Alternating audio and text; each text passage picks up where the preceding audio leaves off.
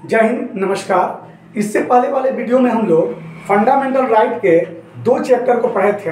एक था समानता का अधिकार और दूसरा स्वतंत्रता का अधिकार। समानता के अधिकार और स्वतंत्रता के अधिकार को हम लोग पढ़ चुके हैं। अब उसी में तीसरा जो है वो शोषण के विरुद्ध अधिकार, यानी कहने का इसका मतलब है कि शोषण के विरुद्ध जो अधिकार है उसको इस चैप्टर में पढ़ा रहा है। ये देखिए दोस्तों, आता है अनुच्छेद 23 और 24 में। अनुच्छेद 23 ये कहता है कि मानव के साथ दुर्व्यवहार, जबरदस्ती या मजदूरी जबरदस्ती करवा देना या खरीद बिक्री करा देना, ये गैर संवैधानिक है। अनुच्छेद 23 क्या कहता है कि आप किसी भी भारतीय व्यक्ति से जबरदस्ती कोई भी काम नहीं करवा सकते हैं या उसका दुर्व्यवहार नहीं कर सकते हैं, उससे मजदूरी नहीं करवा सकते हैं या फिर उसको खरीद बिक्री उसका नहीं कर सकते हैं। ये कौन सा अनुच्छेद बताता है? अनुच्छेद 23 ये बात को इजाजत देता है। हाँ, लेकिन इसी में एक चीज दिया गया है कि आप किसी भी व्यक्ति को जब देश को जरूरत पड़ जाएगा उसका सेवा का, तो आप उसको जबरदस्ती यानी कि देश का सेवा उससे करवा सकते हैं। जैसे मान लीजिए कि देश पर कोई विपत आ गया और सेना की कमी हो गया, तो आप गांव से मजबूत ताकतवर लोगों को सेना में भर्ती करा सकते हैं और ले सकते हैं। यानी ये अगर से वो लोग ना जाने का भी कोशिश करे तो जबरदस्ती ये कानून में है कि कब, जब परिस्थिति को देखते हुए, ऐसे नहीं जब देखिएगा कि सेना की कमी हो गया, सेना का अभाव है या कोई मजदूरों की अभाव है, तब उस स्थिति में गांव के लोगों को भी या शहर के लोगों को यानी कि आम आदमी को ले आप भर्ती उसमें करा सकते हैं। ये जबरदस्ती भी हो सकता है, संवैधानिक ये रूल है। उसके बाद अनुच्छेद 24 देखिए क्या कहता है, बाल नियोजन का प्रतिषेध। कहने का मतलब है इसका है कि 14 वर्ष से कम आयु के बच्चे से आप जबरदस्ती कंपनी में या कहीं भी आप उससे काम नहीं करवा सकते हैं। जो बालक 14 साल से कम का है यानी नीचे का है, उससे आप कंपनी में बड़ा काम यानी हेवी काम उससे आप नहीं करवा सकते हैं। अब हम लोग पढ़ते हैं इसी का 4 नंबर में धार्मिक स्वतंत्रता का अधिकार। ये अनुच्छेद 25 से 28 के बीच में आता है। ये किस में आता है? 25 से 28 के बीच में आता है। 25 में क्या कहता है इसको हम लोग समझते हैं। अनुच्छेद 25 में कहता है कि कोई भी व्यक्ति किसी भी धर्म को अपना सकता है।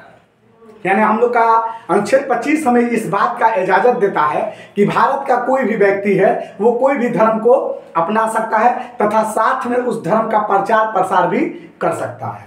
समझ में आ रहा है? और उस धर्म के अकॉर्डिंग चल सकता है। समझ में आ रहा है? कोई भी भारतीय व्यक्ति अपने धर्म का प्रचार कर सकता है, किसी भी दूसरे धर्म को भी अपना सकता है और उस धर्म के अकॉर्डिंग अपना चल भी सकता है। जैसे आप देखे होंगे कि मुसलमानों में महिलाएं जो होती हैं वो हिजाब पहनती हैं। हिजाब पहनने से उसे कोई भी रोक नहीं सकता है, क्योंकि हिजाब पहनना उसका मूल अधिकार है, यानी धार्मिक स्वतंत्रता का अधिकार है जो अनुच्छेद 25 में दिया गया है। तो महिला को आप देखे होंगे, मुस्लिम महिला को हिजाब पहनती है और हिंदू महिला को देखे होंगे कि लंबा सिंदूर करती है, यानी ये नकिया लेके से उठा करके एकदम सीधे बीच सिर के बीच मांग तक एकदम ला करके रखती है। तो ये सिंदूर भी लगाना हिंदू महिलाओं का ये धार्मिक स्वतंत्रता है। उसी तरह से सिखों को आप देखे होंगे कृपाल लेकर के, बड़ा छुरा हुआ इतना बड़ा, यानी कि ऐसे तो संविधान में छोटा ही छुरा दिया गया है, लेकिन कोई कोई देखा जाता है बड़ा भी रखता है लोग, लेकिन बड़ा सब कोई नहीं रखता है, छोटा ही रखता है। तो कृपाल यानी छोटा चाकू ऐसा होता है, उसको भी रखने का ये धार्मिक स्वतंत्रता की उसके आजादी है, वो रख सकता है। अनुच्छेद 25 में इसका दिया गया। अब आते हैं हम लोग अनुच्छेद 26 को पढ़ते हैं कि अनुच्छेद 26 क्या कहता है। देखिए अनुच्छेद 26 कहता है कि कोई भी व्यक्ति धार्मिक कार्य कर सकता है। समझ में आ रहा है इसका? जैसे कोई भी व्यक्ति है, धर्म का बड़ा कोई प्रोजेक्ट है या धर्म का कोई बड़ा काम है वो कर सकता है, जैसे जग और जलसा। जग जलसा ये संगठित बना करके 2 4 10 आदमी 1500 आदमी का एक समूह बना करके होता है। तो जग और जलसा कोई भी भारतीय व्यक्ति अपने धर्म के अकॉर्डिंग जग और जलसा भी कर सकता है, या मंदिर या मस्जिद का निर्माण कर सकता है, खानकाह बना सकता है, मजार बना सकता है, मठ बना सकता है। यानी कोई भी भारतीय व्यक्ति अपने धर्म के अकॉर्डिंग बड़ा काम भी कर सकता है। ये अनुच्छेद 26 हमें इस बात का इजाजत देता है। अब आइए हम लोग अनुच्छेद 27 को पढ़ते हैं कि अनुच्छेद 27 क्या कहता है। अनुच्छेद 27 जो कहता है वो कहता है कि धार्मिक संपत्ति पर कर नहीं देना है। यानी कहने का इसका मतलब है कि धर्म में जो भी धर्म से रिलेटिव जो भी पैसा आपका है, जैसे मंदिर में मान लीजिए कि 200 लाख रुपया है, तो मंदिर में जब 200 लाख रुपया है तो उसका कर टैक्स हुआ ना। तो लेकिन ऐसा गवर्नमेंट अनुच्छेद 27 में कहता है कि धर्म का जो भी पैसा रहेगा, धार्मिक रिलेटिव जो पैसा रहेगा, उसका हम कर नहीं लेंगे, यानी उस पर टैक्स नहीं लगेगा। चाहे वो मंदिर का हो जाए, चाहे मस्जिद का हो जाए, चाहे गुरुद्वारा का हो जाए, या चर्च का हो जाए, या किसी भी प्रकार का ट्रस्ट का रहे, उससे सरकार इस बात को कहता है कि हम उससे पैसा नहीं लेंगे। संविधान कहता है कि हम उससे पैसा नहीं लेंगे। ये अनुच्छेद किसका कह रहा है? 27 का कहता है। तो इसीलिए बड़ा बड़ा लोगों को देखोगे ना, तो 1 करोड़ जिसे है तो 50 लाख अपने खाता पर रख लेगा, 50 लाख ट्रस्टवा के खाता पर रख देगा। ट्रस्टवा वाला का टैक्स नहीं लगता है, उसका भले ही टैक्स लगे, तो ऐसा होता है। लेकिन ये गैर संवैधानिक है, ऐसा नहीं होना चाहिए। जो आपके निजी पैसा है वो अपने निजी पैसा में रखिए, ट्रस्ट का जो पैसा है उसको ट्रस्ट में ज़्यादा दिया जाए। तो इससे क्या होता है कि टैक्स से ही हम लोग का देश चलता है। अगर हम लोग टैक्स चुरा लेते हैं तो देश का एक तरह से करिए कि हम लोग का एक कमजोरी हम लोग को देश को दे रहे हैं। तो टैक्स नहीं चुराना चाहिए, जिसके अंदर बनता है टैक्स देना वो दे, तो देश डेवलप करेगा, अच्छा है इसके लिए। अब आइए हम लोग अनुच्छेद 28 को समझते हैं। अनुच्छेद 28 कहता है कि किसी भी शिक्षण संस्था में धार्मिक बातों का पढ़ाई नहीं होगा। समझ में आ रहा है? जैसे स्कूल है या हम लोग का ये कोचिंग है, अब इस कोचिंग में हम धर्म का पढ़ाई पढ़ाएं, पंडित जी का पढ़ाई पढ़ाएं या मौलाना का पढ़ाई पढ़ाएं, तो ऐसा संविधान में मना करता है।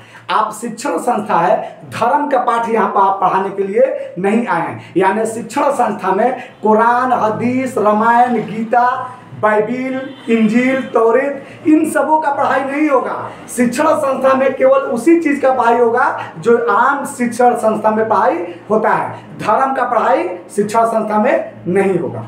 अब 5 नंबर पे कहता है कि संस्कृति एवं शिक्षा संबंधी अधिकार, यानी ये जो है अनुच्छेद 29 और 30 में बता रहा है। ये क्या कह रहा है, इसको जरा सा समझिए। कहता है कि कोई भी अल्पसंख्यक व्यक्ति जो है अपनी भाषा, लिपि या अपनी धार्मिक कल्चर को सुरक्षित रख सकता है। अब ये आप समझिए कि वो सुरक्षित कैसे रखेगा। 28 नंबर में आपको पढ़ा रहा है, अनुच्छेद 28 में कह रहा है कि किसी भी धार्मिक जगह, किसी भी शिक्षण संस्था पर, किसी भी शिक्षण संस्था में धार्मिक पढ़ाई नहीं होगा, धार्मिक बात का पढ़ाई नहीं होगा। तो अब ये अल्पसंख्यक व्यक्ति जो है वो अपना धर्म को सुरक्षित कैसे रखेगा? सुना रहा है? तो उसके लिए दे दिया अनुच्छेद 30।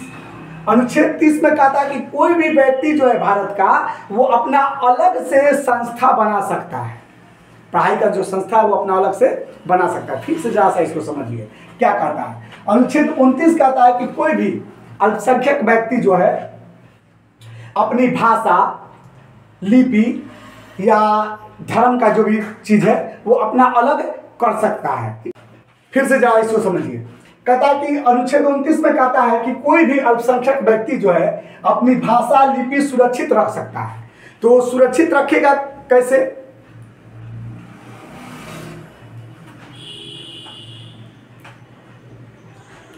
देखिए फिर से इसको जरा समझिए। अनुच्छेद 29 कहता है कि कोई भी अल्पसंख्यक व्यक्ति अपनी भाषा, लिपि सुरक्षित रख सकता है। ये किसमें बता रहा है? अनुच्छेद 29 में। तो सुरक्षित रखेगा कैसे, अब इसको देखिए।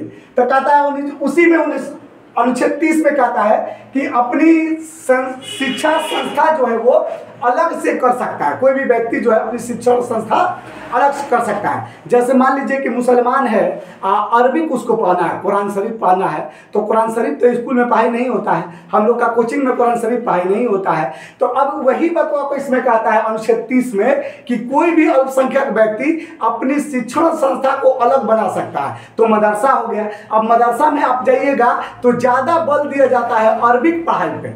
यानी कुरान के जो पढ़ाई है, हदीस का जो पढ़ाई है, उस पर ज़्यादा बल दिया जाता है। उसी तरह से सिखों में चल जाइएगा तो उसके धर्म के बारे में पढ़ाया जाता है, उसी तरह से ईसाइयों में चल जाइएगा तो उसके धर्म के बारे में पढ़ाया जाता है। तो यानी अनुच्छेद जो 30 है वो इस बात से हमें इजाज़त देता है कि कोई भी भारतीय व्यक्ति जो है अल्पसंख्यक है वो अपनी शिक्षण संस्था अलग बना सकता है। इसी के अकॉर्डिंग मदरसा और मठ आते हैं। मठ भी अलग होता है, स्कूलों से हट के मठ होता है, मदरसा भी अलग होता है, स्कूलों से हट के मदरसा भी होता है। ये किस पे कहता है? अनुच्छेद 30 में कहता है।